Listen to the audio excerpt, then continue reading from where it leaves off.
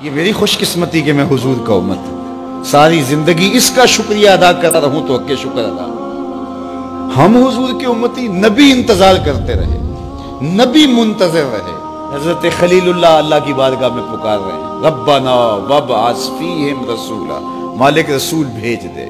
کوئی کہتا ہے لیسا بفظ ولا بغلظ، وہ ترشرو نہیں ہوگا، سخت مزاج نہیں ہوگا، ماتھے پہ شکنے لانے والا نہیں ہوگا، وہ پیار بانٹنے والا ہوگا. بس وہ آیا جا رہا ہے. حضرت عیسیٰ نے تو نام بھی بتا دیا نا، مبشرم برسول یاتی من بعد اسمہ احمد.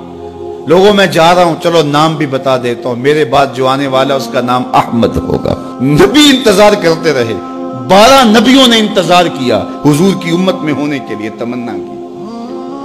نستورہ راہب انتظار کرتا رہا، بحیرہ راہب انتظار کرتا رہا. شب ہجر کی سختیاں کوئی اس سے جا کے پوچھے، تیری راہ تکتے تکتے جسے صبح ہو گئی. زندگیاں گزار دی انہوں نے. سلمان فارسی کی کہانی سن لو. مجوسی کے بیٹے تھے، حق کی طلب میں نکلے، باپ نے گھر سے نکال دیا.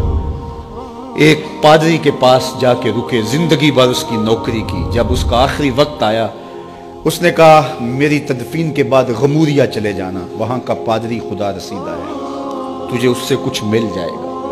کہتے میں وہاں سے غموریا آ گیا. پھر اس پادری کی ساری زندگی خدمت کی.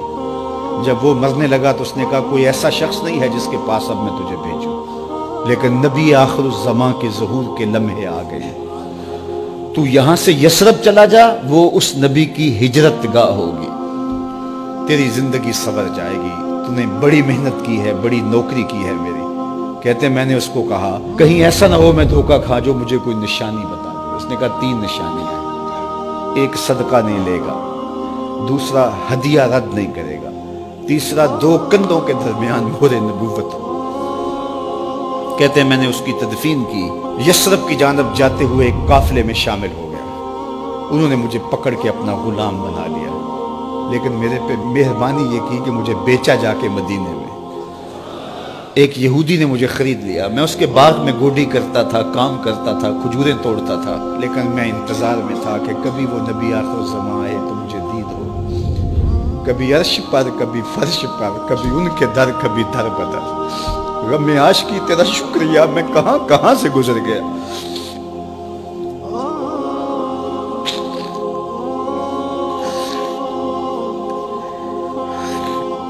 کہتے ہیں ایک دن میں اپنے باغ میں کھجوریں توڑ رہا تھا کہ ہواؤں میں مستی پیدا ہو گئی اور ہر سمت سے طلع البدر علینا کی صدائیں گونجنے لگی. میں سمجھ گیا کہ وہ لمحے آ گئے. میں نے چھلانگ لگا دی اور دوڑ پڑا.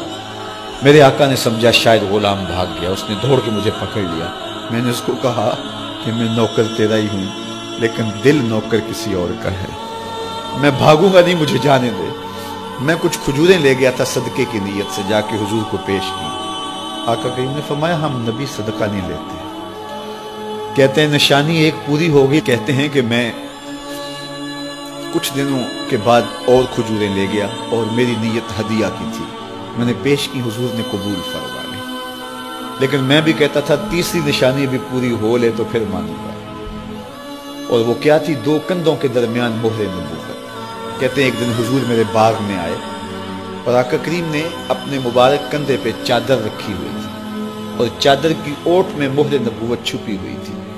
اور میں پیچھے ہو کے دیکھتا تھا اور میری آرزو یہ تھی کہ کوئی تیز جھونکا ہوا کا آئے اور چادر ہٹ جائے اور میں مہر نبوت کی زیارت کر لوں.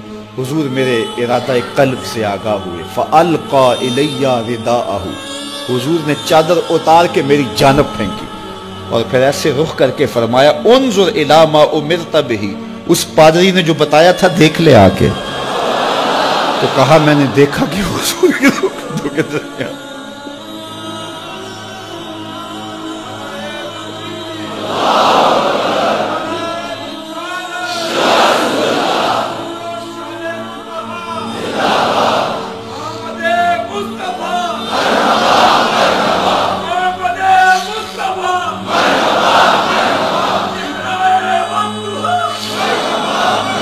شب ہجر کی سختیاں کوئی اس سے جا کے پوچھے، تیری راہ تکتے تکتے جسے صبح ہو گئی. ہم نے تو کوئی انتظار نہیں کیا نا، ہم نے تو کوئی دکھ نہیں سہا، ہم سوئے تھے مقدر جاگ اٹھے، ہمارے والد مسجد سے مولوی صاحب کو بلا لائے، انہوں نے کان میں آ کے کہا مبارک ہو تو حضور کا نوکر بن کے آ رہا۔ میرے والد گرامی ایک شعر جھوم کے پڑھا کرتے تھے، محمد جانے جانا ہے پیغمبر ہو تو ایسا ہو، رسولوں کی بشارت سے مبشر ہو تو ایسا ہو، امر توقیر کا سب کو موقر ہو تو ایسا ہو، کیا ہم کو غلام ان کا مقدر ہو تو ایسا ہو۔